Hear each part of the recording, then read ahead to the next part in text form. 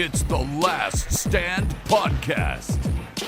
And here's your host, Brian Custer.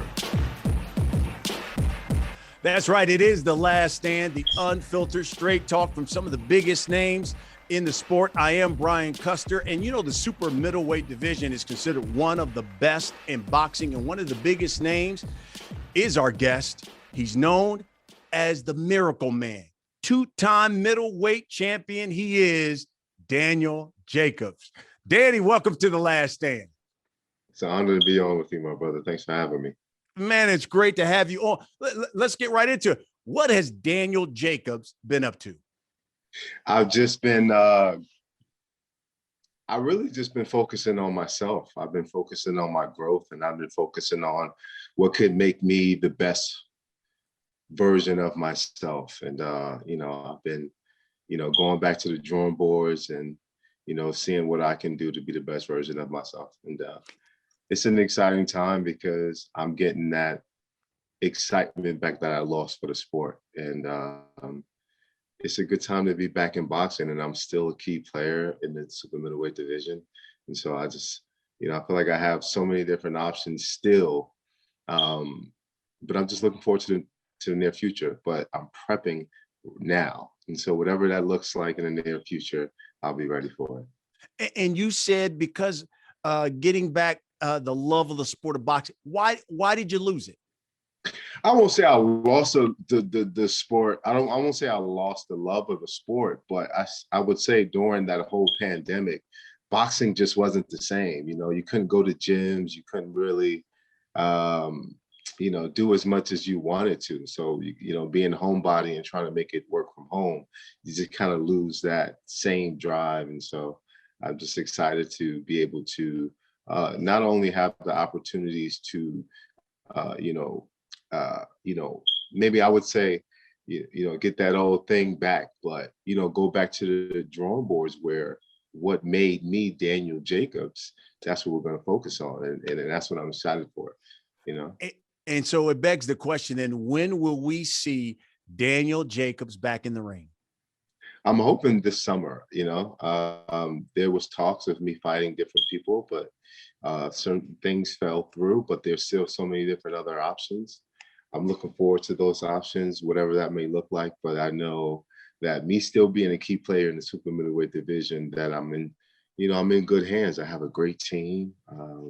I'm looking forward to see what the near future looks like. I'm a free agent, and so I'm looking forward to see, just exactly where I land. But I'm sure I'll land in the best place for me in my career.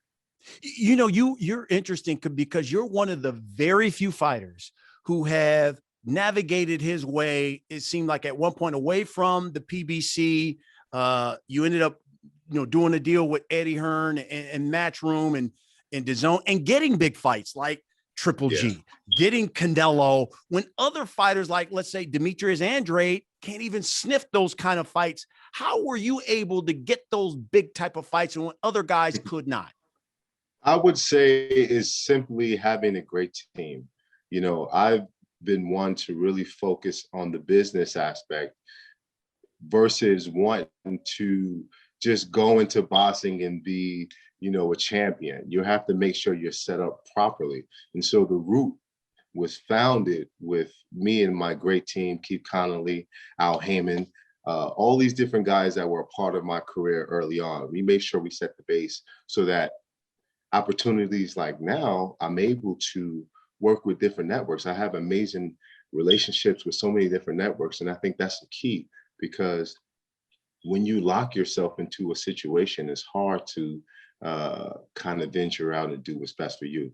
I have the power to be able to work with different networks. And, we have a great relationship with everyone. We respect everyone. We just want to make the very best fights possible, right? And so I don't think it's a fighter's fault to, be on the sidelines because promoters can't settle their differences. And so I've just been fortunate enough to, have a great team and, make sure that I don't have to feel the anxiety of, knowing when my next fight is, or can I get that big fight?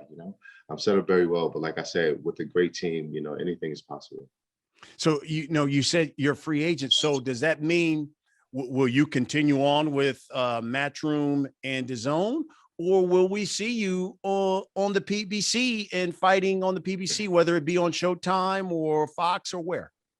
I think anything is possible. I think that's the beautiful thing about boxing is that, and especially being in the super middleweight division, I think that there are options and so many different people are at so many different platforms. And so if I choose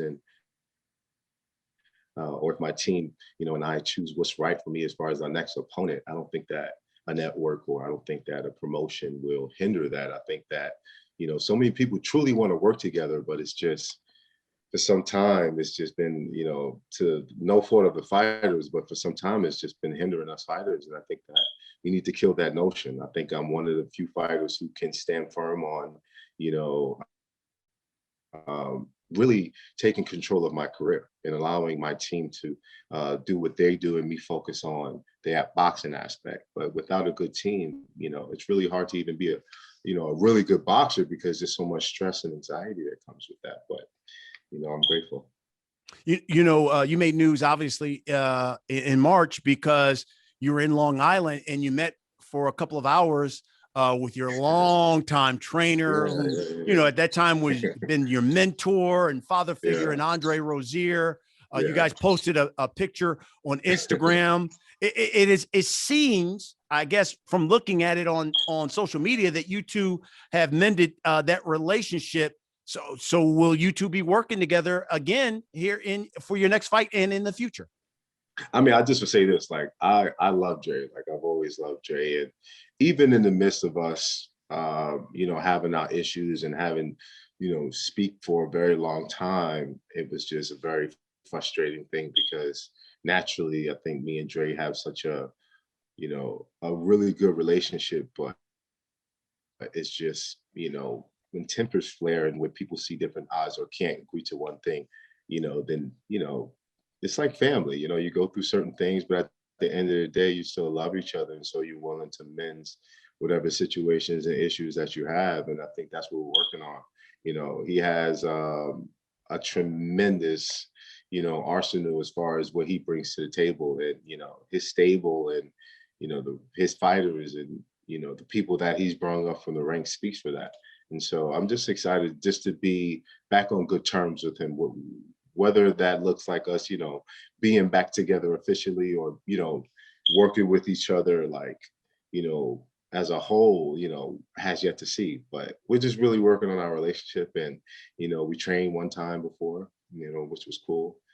Just to be back in that good company. I love it. And like I said, that spark is something that I've been missing. And I'm looking forward to, just building on that because, Andre Rozier, Victor Roundtree, Gary Starks, Normal Lorick, all these guys from the New York metropolitan area that were a part of my career. That's where I got my foundation. And so I'm just trying to get back to that, but with fixing my relationships is more important. So that's where I'm at right now. And so right now, it sounds like you're not together, but there could be hope that your next fight that you guys are together, but officially right now, not right now.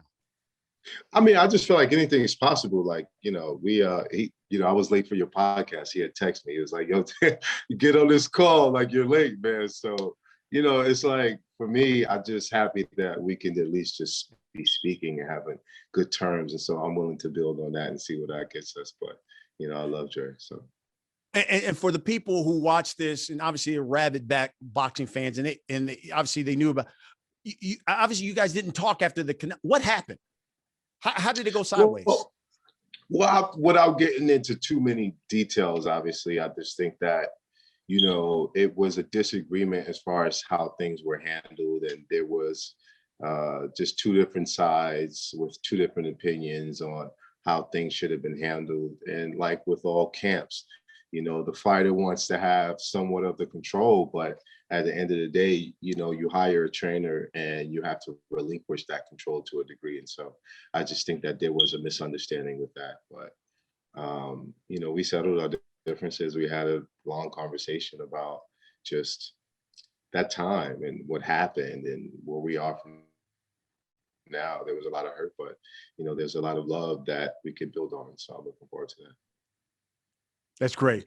So, since that time, You fought Julio Cesar Chavez.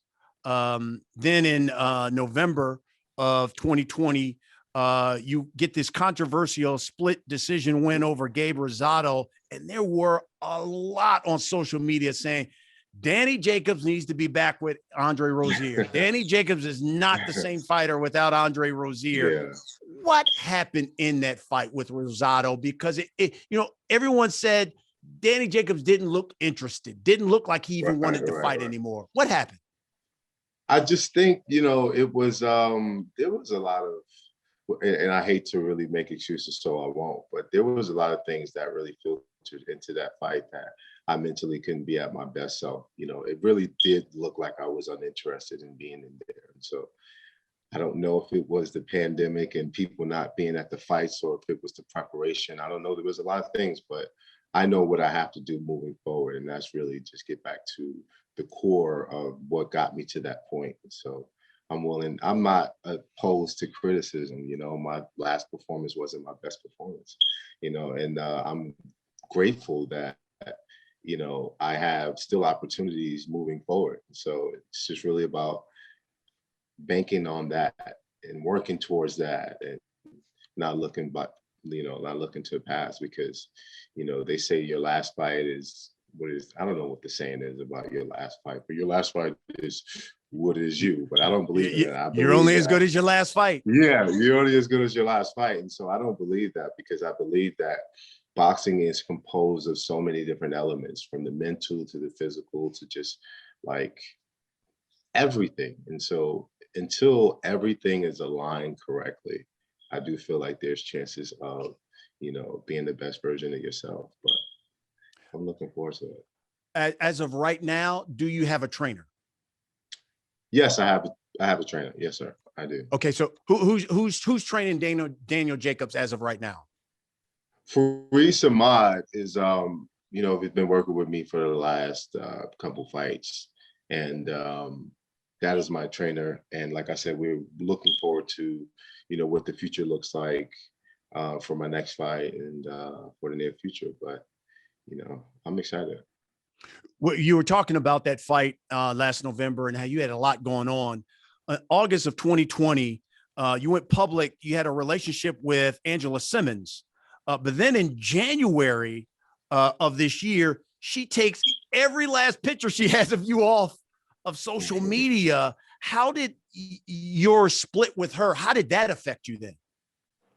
I just think that, your personal life really affects anything that you do, from your work to just your everyday life. I just think that you have to, and that's the thing about sports, because as much as you want to cater to sports, you are human and you go through things. And so, sometimes things don't really go to your liking because it's life, you just have to keep on being the best version or keep working to, becoming a better place. But regardless of my personal life, I do think that the thrill for boxing was lost. And I finally got that that I finally got and seek that thrill that I needed that I lost. And I'm looking forward to seeing what it looks like for me in the near future. Like I said, there's so many options and there's so many things that I can still, accomplish. I want to be a Hall of Famer one day. I don't just want to, I'm not really just in it for even though we're prize fighting, I'm not really just in it for, the finances. I'm in it for the legacy. I remember one time going to the Hall of Fame, one time actually with Andre, and I got a chance to see just the greats. And at that time, there were a bunch of guys that were being deducted, and I was just looking at them receive their awards and picturing myself, years later being in that same position. And that's the thrill that I'm seeking. And that's the, you work so hard. I've been boxing more than half my life, and so I want to walk away knowing that I made a stand. So along those lines, I was reading these articles in Boxing Scene and others, and it was saying Daniel Jacobs, and this was during the time when you were dating Angela, that Daniel Jacobs is more concerned about going Hollywood than boxing. Was there any truth to that, and how did those stories affect you? I don't think I read those stories, but I mean, that's the first time I heard that. But I don't think there's any truth to that. I mean, I just think that as a human, you just go through things in life, and sometimes you have good performances, sometimes you don't have good performances, but it's about going to the drawing boards and fixing whatever was the issue to make you not the best version. And so that's just really it. I mean, everybody has a bad day at the office. It's not about defining your career or defining who you are as a fighter, because my personal life has nothing to do with my career. Do you think that breakup impacted your boxing? I wouldn't say anything impacted my boxing. I would say more so the pandemic. I would say that really took the spice out of it, because I wasn't in the scene. I wasn't in my environment, which I love. It was really hard to be in gyms. It was really, especially that New York City vibe. I'm really about that. And, to have lost that for, some time, it was just like dwindling down. But, we resurrected. I'm not worried about it. I'm good. Last October, you put it out there. You said, look, I want Jermall Charlo. You two, and listen, I know you two had that nice little face-to-face a couple of years ago there at the Barclays Center in Brooklyn. We recently had him on The Last Stand, and one of the things Jermall said was, "Where's Danny Jacobs at?" He's been talking a lot of stuff. Where's Danny Jacobs at? So let me ask you, do you want to fight Jermall Charlo? Will that fight happen? I'm hoping that fight will happen. That's one of the fights that I would want. As far as my legacy fights, I do see that as a big fight, and it's been brewing for a long time. I don't see why it can't happen. So I would love to fight anyone in it that makes sense in the middleweight division, but especially in the super middleweight division. I'm for anybody, but these guys know my number, man. These guys know how to get in contact with me. These guys know my representatives, and I'm here for it. And so I've always stressed that I wanted to fight these big fights. It's just, making it happen. So another one, Demetrius Andrade, who just recently fought. We had him on The Last Stand. Could you see and do you want to fight Demetrius Andrade? I wouldn't say I would. I wouldn't say I want to fight him. I mean, I think it's one of those things where if it kind of happened, I wouldn't be opposed to it. But it wouldn't be my first choice to say, hey, I would fight Boo Boo, simply because of just our relationship that we've had since we've been kids. We go way back to 14, 15 years old. But, we've always said that if it made sense that we would fight each other and there would be no love lost, it would be simply for our legacy and our family. So if that was to happen, that'd be a spicy fight. I would love that. Another fighter I'll just say you haven't been impressed thus far is the current IBF champ, Caleb Plant. And Caleb recently said, and I'm going to quote him talking about Danny Jacobs, quote, "He's old, on his way out. He's not a mega fighter or an A-class fighter. I would put a boxing lesson on him," end quote. Do we see a Caleb Plant, Daniel Jacobs fight at all? Hey, man, I see all of that happening. I just think that those fights make sense. And the fact that it's some spice behind it, and the fact that, the public are demanding these fights, I think that's cool, because it just leads us right to a situation to where, it's kind of like, hey, let's do it. We ain't got no one else to fight. You know what I'm saying? And that's what I'm looking forward to, because, I feel like I'm in a position where I don't really have to go too hard to try to prove myself, because I've done a lot. But at the same time, it's like I can't force certain guys to get in the ring, so it's going to get to a certain point to where the public is going to have to demand it. And then, I'll be willing. What do you think about his comments? I mean, they were kind of cutting old, not a mega fighter anymore, not an A-class fighter. Yeah. What do you think about his comments? It's all comedy to me, man. I don't really take a lot of this stuff serious, especially like brash talk, because at the end of the day, when you get inside the ring, that's when the talk really like ends, and what you bring to the table, your skill and mano y mano. And so I don't really, it's funny, like, I'm all about it, right? I know it's entertainment, and then I like to go back and watch certain things certain guys say, but at the end of the day, I'm not one to go back and forth. And even in my last fight, I got a little bit more out of content than I normally am, but that was kind of a personal fight. But it's really not my thing, man. I'm not one to keep going back and forth. I think it's kind of cheesy, but at the same time, like, I ain't gonna have nobody say nothing crazy about me and not say nothing. You know? Let me ask you this. Is Daniel Jacobs still a major factor at 168? I'm gonna show you. Yeah, I'm gonna prove it to you.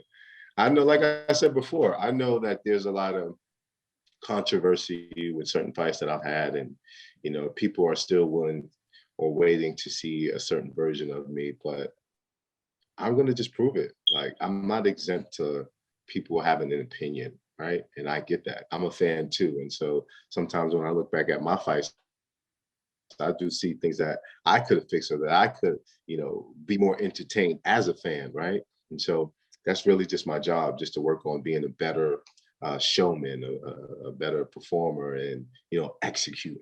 That's really my job. And so yeah, the future's bright for me, you know. And then, you know, like I said before, like, people have a bad day at the office, but you know, bring it on. Whatever criticism there is, like, I lost it, whatever, but I still have another opportunity to show myself. And then once everything's put together, that'll be my time to show everybody. So, If it was up to you, Danny, give me your next 3 fights. If you could make your fights, what would be your next 3 opponents? Man, that's pretty interesting. I would definitely say Charlo for sure. I would probably say like a Triple G rematch. Like, I want fights really that just make sense from this point out. I don't really want like any more just passive fights, right? I realize that those type of fights really don't bring the best out of me. I want the fights that, you know, I gotta feel danger or know that there's like a certain level of respect where I gotta enforce to give my all, right? And so I want fights like that. And so I see a Triple G rematch, Charlo fight, and I mean, that's interesting. I wouldn't know what my third fight would be. There's so many guys out there, but I mean, whoever the fans would want me to fight at that point. So, And that's what I love about 168, because it's, you know, whether it's, you know, the Caleb Plants, whether it's you, whether it's David Benavidez. I mean, it is like it is like big time fighter after big time fighter after big time fighter in that division. Yeah, it is. And that's what I love about it. I was blessed to be in such a jam-packed division in the middleweight, right? For my majority of my career. Now, moving up, you know, sometimes you're afraid that it might not be the same buzz, but you know, it's you know, it probably wasn't the same effect, but man, it's getting to that point, man. There's so many guys in the super middleweight division, and so is buzzing too. And so I'm just looking forward to what that looks like for the near future. And, you know, you mentioned Jermall Charlo, and, you know, again, we had him on, but, you know, listen, Jermall, he was calling everybody out. He was talking about David Benavidez. He was talking about Andre. He threw out you, and yet he's taken a lot of criticism because, you know, he's going to fight here in the next month or so, and he's fighting Juan Matias Montiel, who people were like, what? Right. You didn't talk about all these guys and you know, at middleweight and moving up to 168, and yet this is the guy you're fighting. Is that something that frustrates you when it comes to fighting Jermall Charlo? I mean, I don't really care too much about another man's career and what they decide to do or who they decide to fight. It's just when they try to represent themselves as the best, it's kind of like, you know, goes against your opposition, right? So a guy like Jermall Charlo, the big question to me is more so, why aren't you able to get these fights when you are calling all these guys out and you are the champion?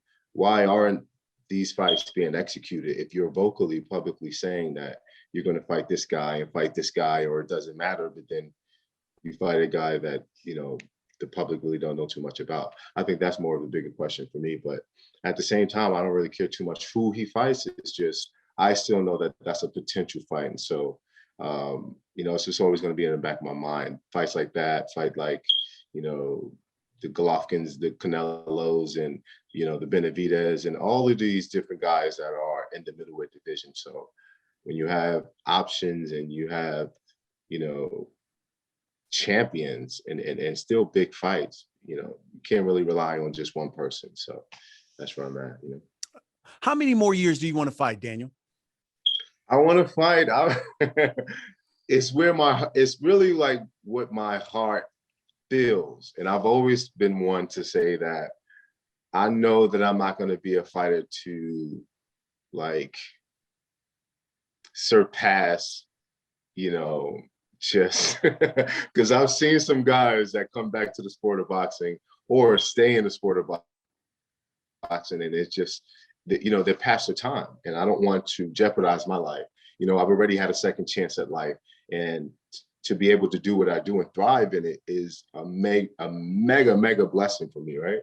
But I look forward to doing so many other different things after boxing, and so I would say for sure, like I would have at least a good 3-4 years in me left. But if it's a little extended or if it's called to, go a little bit before, I have a great team. I have a tremendous support system in my family. And so that's a conversation from, what that looks like. And so, I've had an amazing career. And so I look forward to still building my legacy, but at the same time, it's just a sport. I think one of the most profound things I've heard today from you is you want to be a Hall of Famer. What do you think you need? What's left for you to accomplish where you say, yep, that's the stamp. I should be a Hall of Famer once I hang these gloves up? I think it's really probably, it would solidify if I was to become two-division belt holder. I think it would also solidify it if I was to fight some of the key names that I just mentioned, and look spectacular, or have, a Toro Gotti, Mickey Ward type of fight. Like, I'm down for all of that. I just really want to give the best version of myself. When my career is done, I want to look back and say, I gave my all, and, I gave my life to the sport of boxing, and I want to be proud of what I've done. What do you think about, and I know you got the opportunity to attend it. What do you think about these YouTubers, man? These YouTubers are not only making big money. I mean, heck, they're making nearly $1 million sometimes a fight, getting all of these views, paydays, fights. Other guys are begging for a fight, and yet they're getting them. What do you think about this new age of boxing with these YouTubers? I mean, it's kind of like, for me, like, I was born in late 80s, early 90s. Like, I'm a 90s baby. So my generation looks different from the generation now. Like, I grew up on, Notorious B.I.G. and Tupac, and, that's my era, right? And so this new age of rap is different to me. And so it's kind of hard to, and they're very successful too, but it's just, it's different, right? And so I look at it like boxing now. It's like the new way of the world. You have to understand that even in sports comes a new wave of things. And so I may not construct to that, or may not know too much about it, but at the same time, it does work. I just hope that it includes the boxers as well. Don't leave the boxers out, because how hard us fighters have, right? And so I was very, very, very happy to see Steve Cunningham and Regis Prograde on the card, and a bunch of other fighters who are actually fighters. Because, if you're having performances and you have these YouTubers, and you're leaving out the essential part of what it actually is, which is boxing, and, and you're leaving out the ones who fought, their whole life for opportunities, then I think that's injustice. But it was good to see that, so I support it. So listen, I have so much respect for you, so much respect for your story. Listen, you're the miracle man for a reason. 11 years ago, here you are, this young boxing phenom out of Brooklyn, and all of a sudden you start having these issues with your legs, only to find out you get diagnosed with a form of cancer, and that's on your spine, called osteosarcoma. For those who don't know about the story, tell us about how it happened, what happened, and how that affected you. Well, like I said, 11 years ago, I can't even fathom that that's how long it's been. But yeah, 11 years ago, I was in the midst of my career, and I suffered from a very rare form of bone cancer, osteosarcoma. Had like a tumor in my back that actually chipped my spine, leaving me partially paralyzed. from the waist down. So obviously my career was in jeopardy for a very long time. And were you just training and started feeling, what happened? Were you training and just started feeling some pressure in your legs? Yeah, no. So what happened was I was actually overseas in Iraq because we was on a USO tour. I was with a few boxers, and we was over there giving exhibitions and showing them how to box. It was really cool. But when I was over there, I got really sick and I couldn't understand why. So much so that I had to be sent home. And when I got home, I just started realizing that my lower part of my body was becoming weak. And so much so to where I was riding the bike and I couldn't even time the pedal. So I was just like, yeah, something is wrong with me. So I went to the doctor, and come to find out that I had, a tumor in my back, and, it left me partially paralyzed, and 2 months out of the ring without even walking. I mean, that was a very hard process for me. And then to know that it was cancerous. So I had to go through the whole radiation and that process. It was a very hard time. But I think the thing that really struck me was the doctors told me that I couldn't box ever again in life. And so that was a whole, challenge in itself. And, I had to succumb to the world, right? I remember, reading the Bible prior to 2 months prior to me catching cancer, and I came across a word called meek. And I always wanted to say that, God, allow me to, remain meek, or to understand truly what the word meek is. And 2 months later, I was just paralyzed in the hospital, right? So I was stripped away of everything that I can possibly have that I gained in life, that I worked so hard for, that was stripped. And I just solely had my life. And it was like a life lesson for me, right? And so this was an opportunity for me to truly be meek and just be grateful for my life, and not anything else that comes with it, just life, right? And so that was the biggest lesson for me. But it took me away from boxing for about 2 years. And when I finally came back, man, it was just the biggest blessing ever. But it was very inspirational too in the process. And I'm grateful that I can, not only be a prominent figure in the sport of boxing, but also be one of those good stories that could represent the sport well, and be someone that can, resonate in so many different people's household as, an amazing person who's been through ups and downs. A lot of people connect with that, especially cancer. I mean, cancer affects so many different people. As you know, my brother, we've been through both our own challenges, and, it's not easy, but when you have someone, or you have an example to inspire you, that can take you far. And I'm just grateful that I can have that position. Yeah, you're right about that. I mean, listen, for me, I thought it was a tearjerker for me to be there in Brooklyn at Barclays Center when you won the middleweight title. I mean, that was just amazing. And what a scene that was. And, listen, your life story is something I think that gives a lot of people inspiration.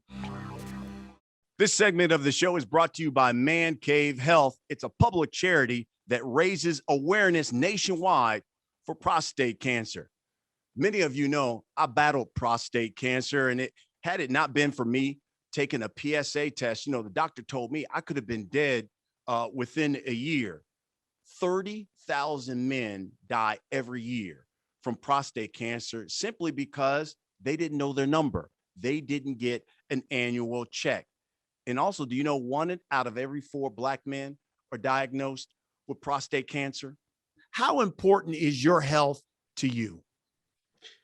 My health is very, very important to me. I think with all that I've been through in my life in terms of health scares and just the battles and ordeals, I think that it is important, and I must truly advocate for not just specific men, but all men. I mean, especially us African American men, because we can be very stubborn when it comes to our health. But I mean, time waits for nobody. And I think that's one of the biggest lessons that I've learned, is that as much as we procrastinate, we think we're going to be able to get that time back, or that, we have those time to kind of mess with, but time is crucial. And, with this whole pandemic, we've learned that, you really, really have to be on top of your health and you have to get yourself checked out and do things that you don't normally do, because we live in such a world where it's so easy to get, affected with anything. So it's just really keen to be on top of your health.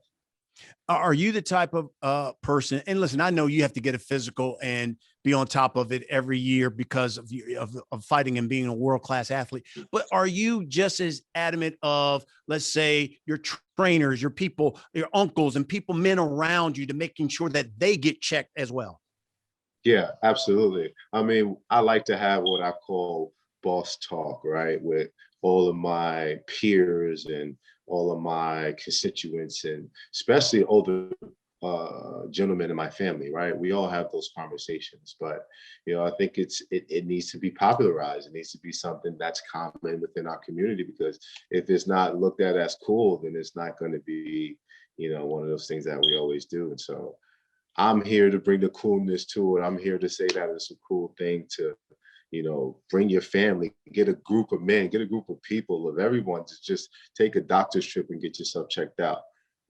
That's boss move. That's something that you can, be proud of yourself with doing, versus, being all about a dollar and going out and trying to make something. When you have your health, that's the true wealth, not like, material stuff. So the mission for Man Cave Health is to encourage all men to take just 1 hour out of the year to either get a physical and a PSA test. And with donations from people just like you, you can help other men who maybe don't have the resources to pay for a PSA test or a physical exam. All you've got to do is go to the Man Cave Health website at mancavehealth.org and sign up for their free newsletter. It is a great resource. And please make a donation, because this public charity is trying to make sure that all men can get a physical and a PSA test. And all you've got to do to donate to this public charity is text The Last Stand to 44321. For everyone who watches and supports the podcast, we allow them to submit questions. Man, it came raining in on you. So let me try to get through some of these questions. First one is something that we've already talked about. Comes from Twitter. It says, Daniel, will you ever fight Charlo or Andre? Yes, I will. I will. I'm wanting to fight all of the big fights. And like I said, for my legacy, I want to be able to have, especially the public's demand fights, is what we just mentioned. I want to be able to have all those fights. So yes. And I promise this one came from Twitter. It didn't come from me. It says from VAR from Twitter. When are you coming back to the PBC and Showtime? Well, I mean, anything is possible, man. I just think that it just makes sense for me, especially as a free agent, to make sure that I'm in the best position as possible. And so what that looks like, my team is going to construct, and then, we'll see. But I'm looking forward to it, because the summertime, especially maybe towards the end of summer, I'm going to be back, and I'm going to be looking forward to displaying my skills in whatever outlet that may be. Another one from Twitter from Chris. It says, what's happening, champ? What's the reason for your most recent inactivity? I would say the pandemic. The pandemic has really hindered a lot of fighters. I mean, just think about 2019, how many guys were active fighting back to back to back. And then that drastic change from when it happened, even till now, a lot of guys still haven't been, grateful to partake in a boxing match, right? It's very, very hard. So like I said, one of those situations to where as a fighter, you want to be able to give your best, but in situations in life, things happen. And so you just have to, adapt. How many times do you want to fight this year, Daniel? This year, I would like to fight at least twice this year, for sure. But I know with, the pandemic and, theaters and arenas and stadiums are really probably not going to be as, open as we would like. And so I'm hoping that in the near future, maybe around the end of summer, that at least we can have 50% capacity, so that I can feel that electricity and that the fans can actually come to fights, because I know fans are really missing like boxing at its, live, up close and personal like it used to be.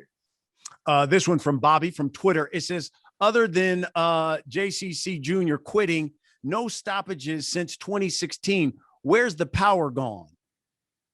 I wouldn't say the power has gone anywhere. I just think that when you get to that level of opposition, everyone is good. It's like the minor things that separates you from other champions and other fighters.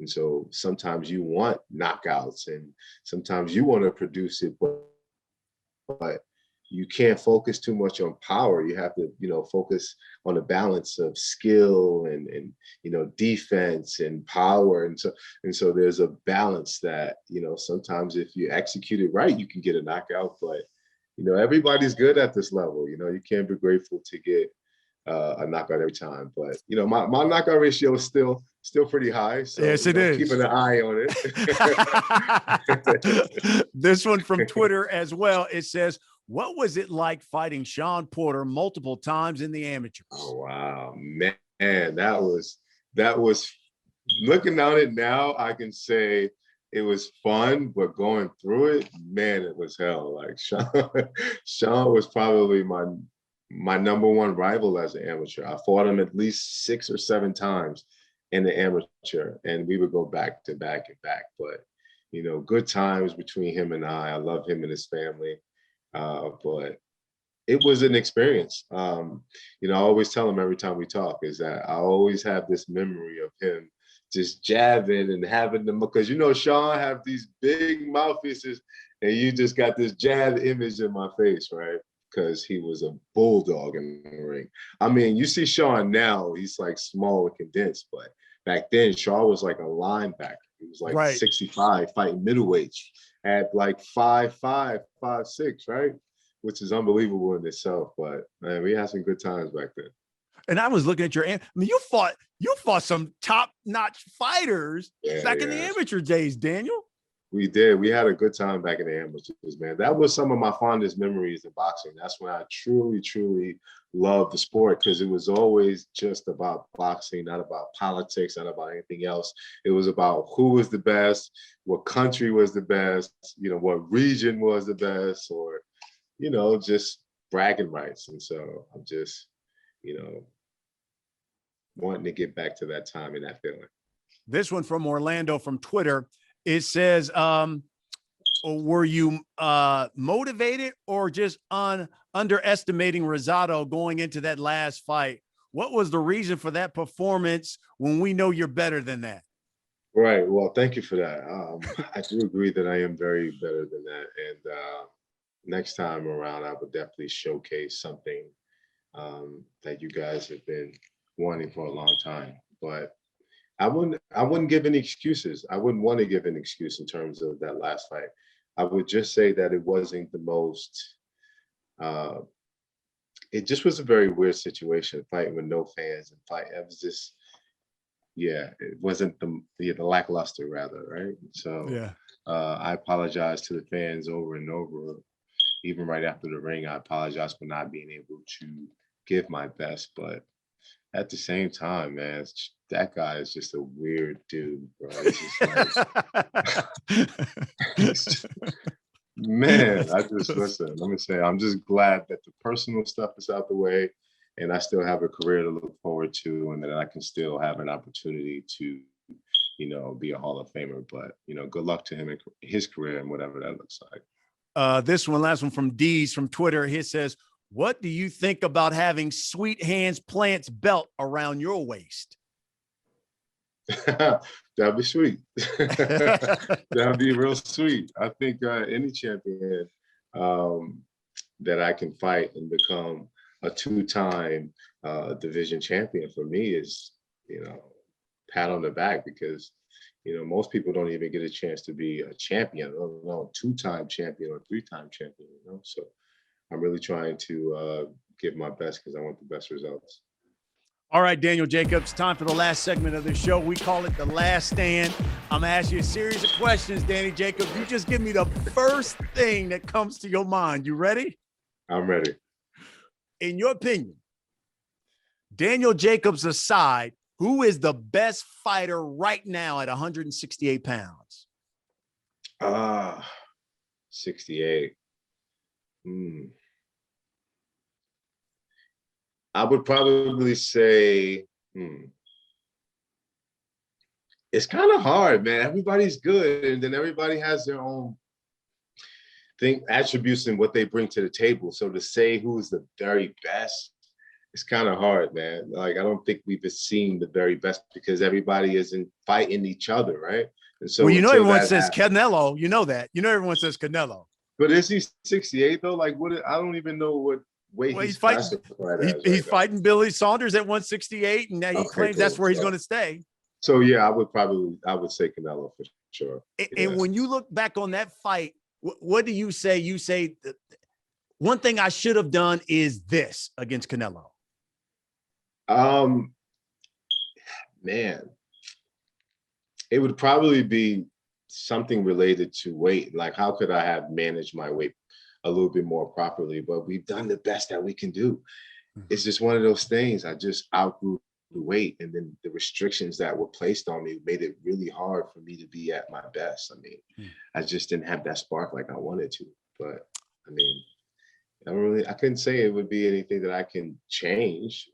I mean, if there was anything that I could change, it would probably tell, Golden Boy and Team Canelo to not put the contract and then weight, clauses in there, because to prove that you're the best, right? And we're both in the weight class, there should be no reasons for any weight stipulations. It's either you make the weight and then you fight at whatever weight that you come in, regardless to what. I mean, I'm not a light heavyweight or cruiserweight, right? But I think with the Triple G fight, that's when people thought that I can really handle myself.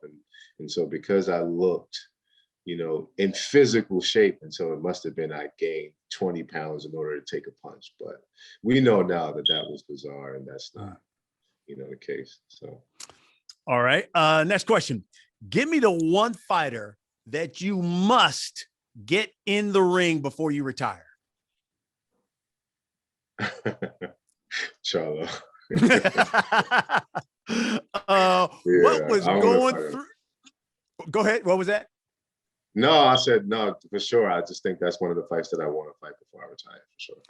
What was going through your mind when that ring announcer in the Rosado fight said, and the winner from Philly, and then said your name? First off, I just really couldn't believe it, because I just knew in my mind that even though we wasn't doing the best as far as our output, I knew that we wasn't losing rounds, and I knew that the fight might have been close, but it wasn't close to the point where it was a split decision. And so when he announced that, I was just like, first of all, I've never seen the guy in my life. Like, I've never seen this announcer. He must have been a new guy where, they just got somebody because the pandemic, they was cutting down on price, trying to take budget. So I don't know where they got that guy, but he didn't even, and the thing about it, he seen me backstage. And as I'm passing, going to my locker room, he just stood there and didn't even apologize. Like, you would think as a professional, right, you make such a big mistake like that you would be man enough to say, my apologies, like, I made a big mistake, right? But he probably didn't even know, the amount of impact that he had with the mistake. Oh my gosh. I mean, it's as much as a rival as Brooklyn and New York City is, and yeah, that's unbelievable. Right. Or in Philly, I should say, but that was something. All right. Daniel Jacobs, favorite rapper in Run DMC. Favorite rapper in Run DMC? Yes. I'll probably have to say Rev Run, man. For sure. Okay. Okay. I thought because you were together, you were gonna say DMC. No. He's from New York City. I love that. I give credit where credit is due. Not just him, but the whole group. But especially him growing up, I would say that he was an idol for a lot of people, and so he changed the culture for real. Which loss hurt more, the Canelo or the Triple G fight? I'd probably say the Triple G fight hurt probably a little bit more, especially because I knew I didn't, going into the last rounds, of the Canelo fight, I knew I didn't even have it to really give. Like, it was not snappy, it wasn't strong, but I was really giving my all in the Triple G fight. And I just think that, I don't know why they scored the cards the way that they did, but I really felt like I've done enough to edge it. And, I really feel like the public could or do agree with me when it comes to that. So, what fighter upsets you more these days, Jermall Charlo or Caleb Plant? oh, none of them. Nah, they don't upset me at all. Nah, I don't let people get under my skin anymore, man. I'm just like trying to just stay away from confrontation, man. I've done enough to, put my name up there to where I can get good fights, but I just want to focus on, being the best version of myself and stay out away from this drama. You know what I'm saying? But I ain't gonna let nobody disrespect me though. You know what I'm saying? Yeah. Biggest victory for Daniel Jacobs in the ring? Probably when I came back and forth with Josh Lutheran, my first time back after cancer. That would probably be my biggest victory. Yeah, for sure. Last but not least, Daniel Jacobs finished this statement. Daniel Jacobs will be world champion again in the near future. Is that this year? This year. Okay. God will. There you go. Yes, there you have it. There you have it. Hey, listen, folks, he's this man reps Brooklyn more than anybody. Brownsville never ran. Never will. I know it. He is. He's the miracle man. Danny Jacobs, man, I appreciate you doing this. Always a pleasure, my brother. Thank you always for having me. Listen, that's what we do here on The Last Stand. We bring you the biggest names in the sport, like the miracle man, Daniel Jacobs. Thanks for watching. We'll see you next week.